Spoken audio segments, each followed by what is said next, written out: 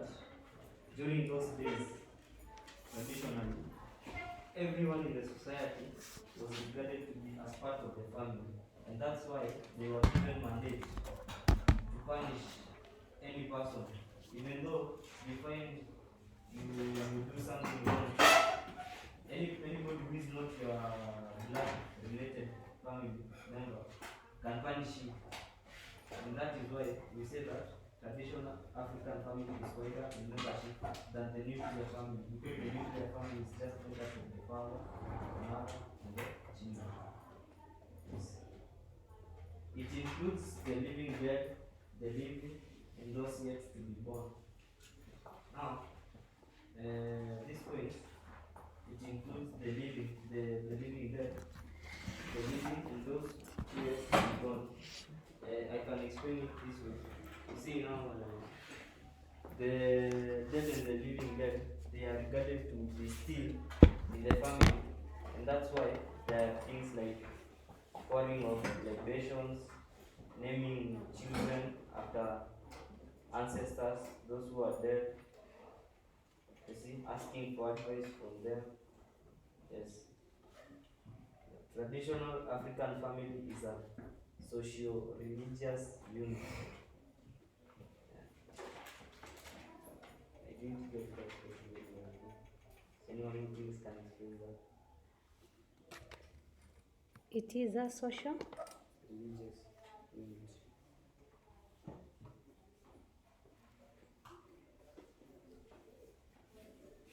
What it means is that social religious, it basically means that it is affiliated with what? With worshipping matters at the same time being socially. As what we mean is how can I explain this point? Social core.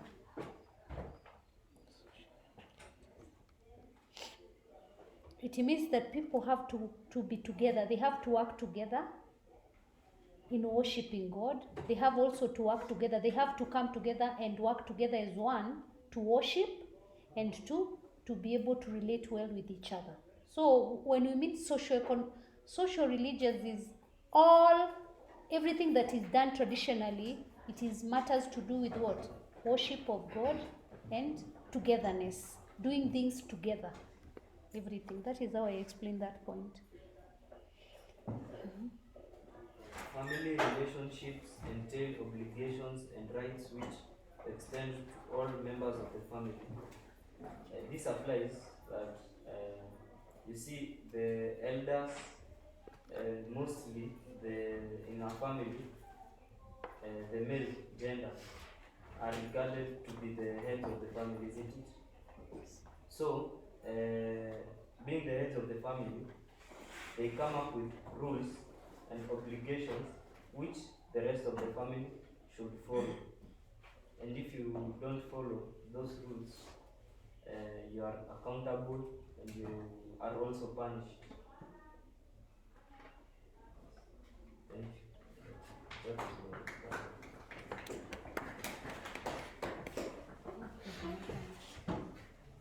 So, good morning. Good morning. So, I'm a member of Group 1, and I'm here to represent the obligation of a family in GS, our traditional African society. So, number 1 is offering sacrifices to God.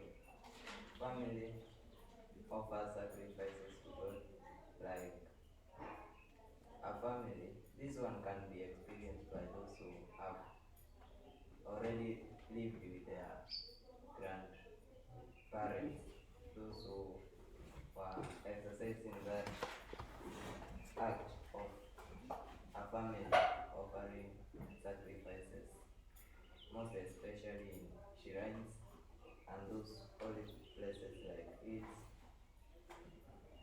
Another one is communicating with ancestors by pouring libations and giving offerings.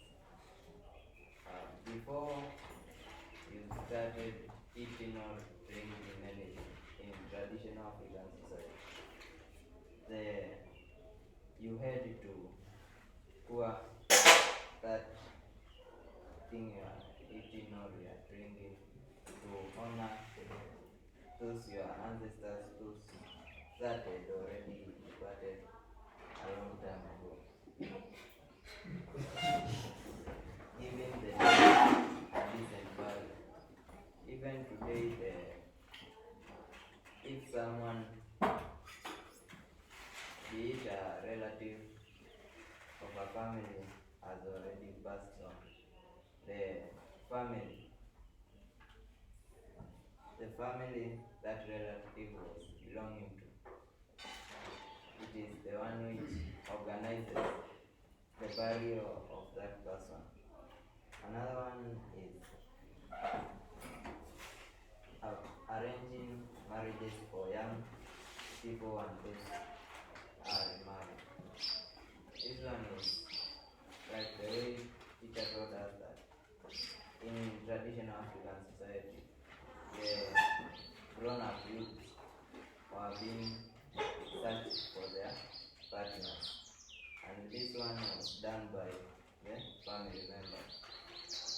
Another one is providing protection for the family and vulnerable members. The family, every family member has to provide protection for the other family member. Even the Bible told us that be your brother's keeper, alright? Then another one is providing for economic need for the family. This one, according to my understanding, is that you should, when your brother does not have something, you should provide. Not every day, but if you have the capability, you can provide, because the people they are like one family. But here we are told in traditional African society, that is how the people in traditional African society are living. The last one is providing leadership in the family and the community. The one person in the traditional African society from a family was selected maybe a chief of the community or something like that. I don't know.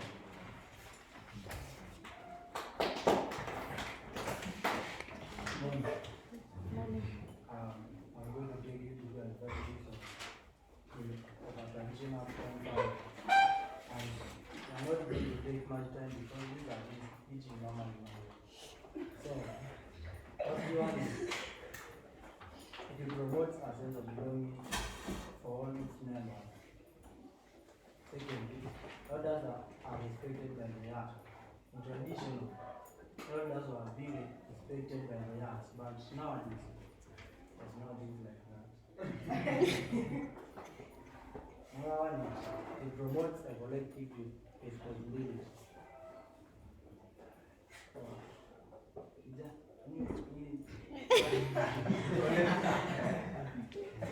Collective responsibility means everyone is responsible, yes? Everyone is responsible in all aspects of life. If let's say there is a shamba that is not plowed, the traditional African society, all of you have to answer to it. Why it is not one person, right? It is the responsibility of everyone to go and plow that shamba. So it is a collective response. Everything, you have to do it together. So in case someone doesn't do one thing, all of you are to be what? To be blamed. So you feel that everything that you are doing, everything that is being done or should be done, it is the responsible of each one. Especially, it is the responsibility of every member. That's why in the traditional African society, if you are a boy or you are a girl, especially teenagers, and you do something that is wrong and you're seen at the market, another parent could kill you. Yes, or scold you. Because it is a collective responsibility. That child is everyone's child. It's not only a specific what? Parent. Thank you. Another one, it assists a member of family to pay a dowry. In traditional Africa, when a man decided to marry, he was assisted by the whole family to pay the dowry. But nowadays, you are going to bring children to somebody like another one is to facilitate the meaningful agreement for everyone. Our agreement to everyone in the traditional African society. One is it fosters unity among all members, since families are both by kinship ties, economic and social activities. So that is all about and practices in traditional African community. Clap for them. Okay. So we have the Christian attitude to the family. With one, we have that God instituted the family.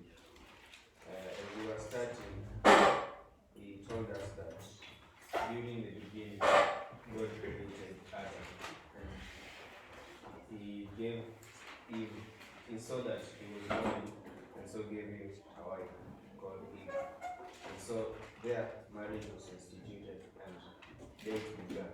That is the first place that it began. And the man is the head of the family.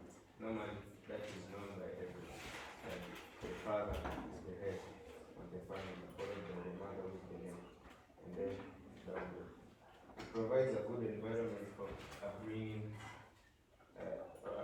of children. In Christian families, the parents will teach the children on the way to go. And so, for them to bring up the children, it will not be a hard task, because they will be founded on the word of God and the morals that they should follow. And it is composed of father, mother, and children. And it is, yes, that is normal for a family to have a father, mother, and children. And children are not a must, though they are viewed as blessings and gifts from God.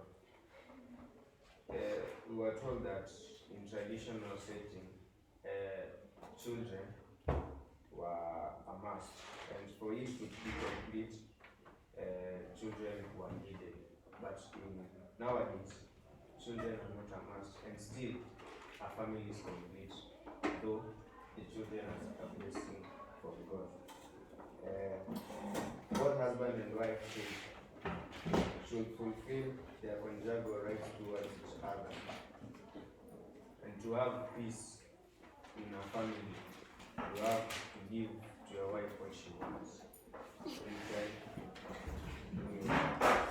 And wives and husbands should live together with respect and understanding love. To avoid quarrels in the family, you should respect each other, love each other, and show forgiveness. It is a religious thing for the children. See, I've told you that the children are taught or are founded on the word of God. So they are taught the religious way of life. Yes, it is founded on love between the husband and wife and children. Parents must not provoke their children to anger, so to reduce conflict. Okay. Clap for this group.